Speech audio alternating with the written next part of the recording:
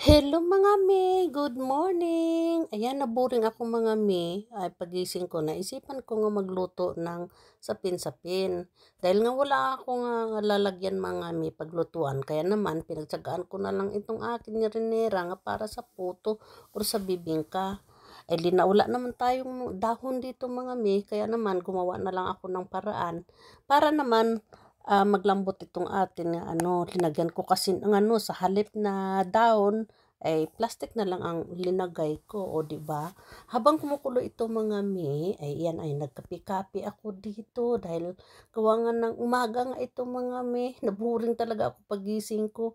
Alam niyo mga me, ang binili ko nga buko nga nga nyug, hindi yata maganda kasi nga tinan niyo naman kanina eh, parang bumubula na, tapos nagtutong na siya, tapos hindi pa nahubas yung yung parang kanyang gata ba. Kaya tingnan niyo naman ang labasan ng iyang latik ay hindi maganda, kaya parang malapad, kaya naman tinupi-tupi, ginunting-gunting ko na lang, tupi-tupi tuloy, ay Diyos ko, ano ba yan? Ginupit-gupit ko na lang dahil gawa nga ng hindi ko nga talaga maintindihan kung bakit ganyan talaga. Kaya nga tara samahan niyo ako dito. Mayroon ako ditong glutinous rice, 2 cup ito sa linagyan ko siya ng asukal na kalahating tasa. Ayan, bali 1/4 no, 1/4 cup no. Tapos hinalo-halo ko lang tapos naman linagyan ko siya ng gata. Ayan. Ayan, sinipot-sipot ko yung gata mga me. Ayan lang ang iyang ingredient mga me, sasapin-sapin. Tapos isang lata nga nga kondensada. Huwag niyo kalimutan mga me ha.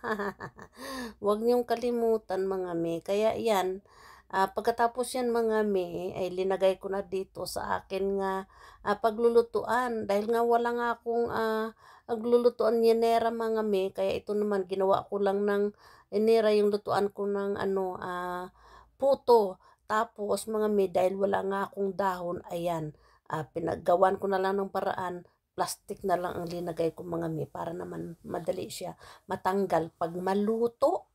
Nung natapos ko na nga mga mimikos-mikos yung akin nga glutinous rice, diyan na lahat yung ingredient, kaya naman hinati-hati ko ito sa tatlo para naman magkakaroon ng iba't ibang mga kulay. Ang una ko kasing linagay diyan mga yung buko pandan. Ayan, pandan daw ang linagay ko dahil wala naman ako mga ng ibang kulay, kundi yan lang naman ang available sa akin. Ay hindi pa nga ako kontento dyan sa kulay mga ay talagang linagyan ko pa siya, kaya nagganyan siya. So pagkatapos yan mga naglagay naman ako ng ubi color yata doon sa dulo, ayan sa isang planggana naman nga maliit, linagyan ko doon mga para naman ay maging maganda.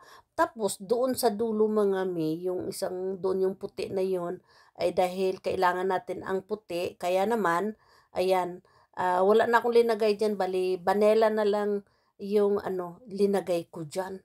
So, dito naman sa kabila mga dahil dalawang kalan ang sinalang ko, ayan, pinahabol ko na lang itong isa dahil gawa nga ng yung isang kalan nga linuto ko, isang lang pwedeng maano, kaya naman, ayan, pagkatapos naman ng isa, ito mga ay naluto na yung isa dun sa tagal-tagal naman tong linuto. Ay, ang hirap naman mga oy, 15 minutes ang kailangan mga ay lutuin.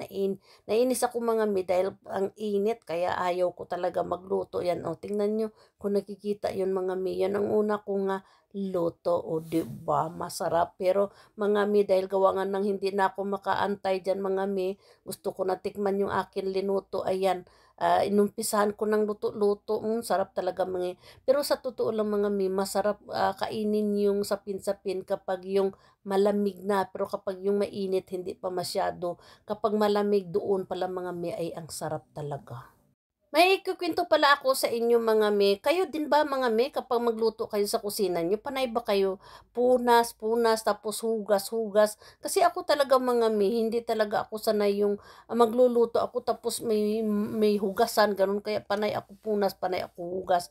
Ito na mga ang ating nga finished product, dalawa, pero yung doon sa may naano pa ako mga may naluto pa ako sa ibang lalagyan dahil gawa nga ng hindi nga kasya yung ano ko diyan mga mi, oy, nainis ako magluto diyan kaya naman linipat ko sa ibang lalagyan. Dahil nga mga mi, hindi naman ito pangbenta kaya naman kinamay-kamay ko na lang. Itong mga mi, oh, kung nakikita nyo, yung aking pangalawang luto yun mga mi. Oy, Diyos ko, mainit talaga mga mi. Kaya tsaga-tsaga talaga tayo mga mi para lang naman ay makatikim tayo. Ayan, tingnan nyo.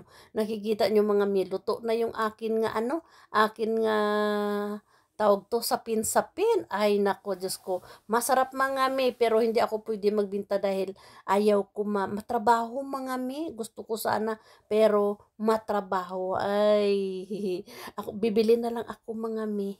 Hindi na ako gagawa, bibili na lang ako. Dahil gawa nga ng ang hirap man magawa mga mi. Tapos magkaano lang naman yung isa, yung ganyan mga mi ba.